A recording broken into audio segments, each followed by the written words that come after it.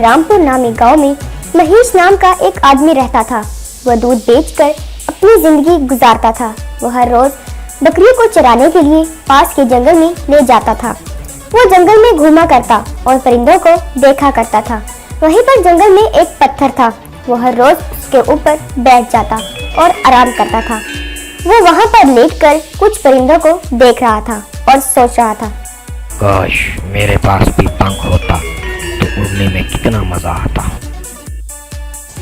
ये सोचकर वो वहां से जा रहा था, तभी उसका पैर एकदम पत्थर के बीच पड़ गया और अचानक उस पत्थर के अंदर से कुछ तरंगे निकलने लगी। वो चलते चलते थोड़ा ही दूर गया था कि उसने उन तरंगों को देखा और वो वहां पर आकर देखने लगा और एकदम हैरान हो गया। तभी उसने देखा कि उसके अंदर से एक परी निकली।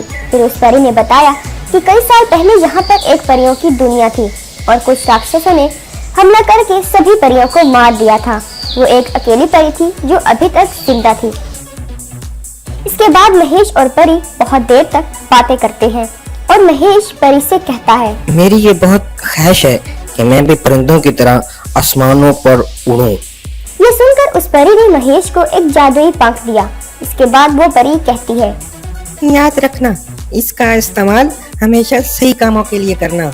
इसके बाद वो परी घूमने चली जाती है और महेश भी पंख पाकर बहुत खुश होता है और इसके बाद अपनी गाय और अपनी बकरियों को लेकर घर वापस चला जाता है। फिर घर पर गाय और बकरियों को छोड़कर वो पंख लेकर बहुत दूर उड़ने के लिए निकल जाता है और कुछ देर तक उड़ने के बाद वो घर वापस आ जाता है।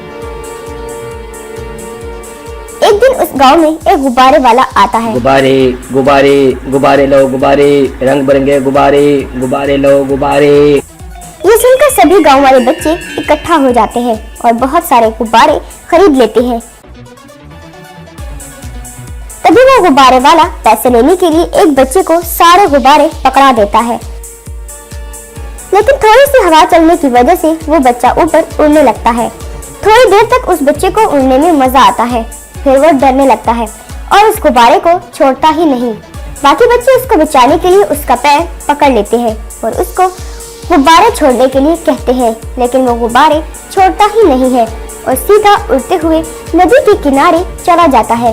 तभी उसको महेश देखता है और उड़ते हुए जाता है और उसकी जान बचा लेता है।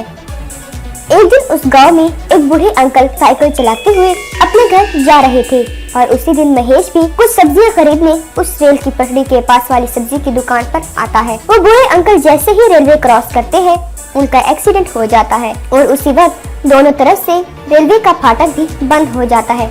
तभी महेश और उन अंकल की जान बचा लेता है। इस तरह उनका एक्सीडेंट होते होते बच जाता है। उसी गांव में राजू नाम का एक आदमी रहता था। वो बहुत ही बदमाश था। उसे भी उस पंख के बारे में पता चला और वो सीधे महेश के पास आया और पंख के बारे में उससे पूछने लगा। महेश, ये सच सच बता, ये जादुई पंख तुम्हें कहाँ से मिला? वरना मुझसे बुरा कोई नहीं होगा। इसके बाद महेश ने सारी कहानी राजू को बता दी। फिर राजू को लालच आया और वो सीधे दूसरों की गाय और बकरियां चोरी करके उनको चराने के लिए निकल गया और झूठ बोल बोल कर उस परी से अपने लिए एक पंख मांग लिया। इसको भी परी ने एक पंख दे दिया और वो उड़ते हुए उस पंख से चोरियां करना शुरू कर दी। पहले तो उसने एक जीप चोरी की।